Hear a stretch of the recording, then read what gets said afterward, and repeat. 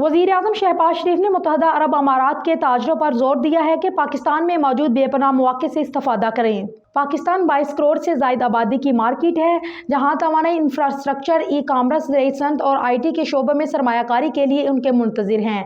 खलीज time को दिए गए इंटरव्यू में वज़ीर आज़म ने कहा है कि दोनों ममालिक के दरमियान दो तरफ़ा तजारत का हुजम 2021 और 22 के दौरान 25.40% के इजाफे के साथ 10 अरब 60 करोड़ डॉलर तक था।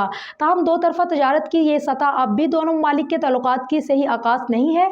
हम अपने मौजूदा इक़्तिसादी, तजारती और सरमायाकारी के ताल्लुकात को मज़ीद मजबूत बनाने के लिए कोशां हैं। एक सवाल के जवाब में वज़ीर आज़म ने कहा है कि हम अपने इक़्तिसादी ताल्लुकात को बेहतरीन सियासी ताल्लुकात के मसावी ले जाने के लिए इक़्तिसादी ताउन की नई राहें तलाश कर रहे हैं। इंफॉर्मेशन टेक्नोलॉजी, मसनूई इंटेलिजेंस और फाइनेंशियल टेक्नोलॉजी के शोबे में बहुत ज़्यादा सलाहियत के साथ ताउन की गुंजाइश है। एक और सवाल के जवाब में उन्होंने कहा है कि पाकिस्तानी तारकीन वतन की बहबूद के हवाले से मुत्तहदा अरब अमारात की हुकूमत और उसकी क़यादत के इक़दाम पर उनका शुक्रिया अदा करते हैं।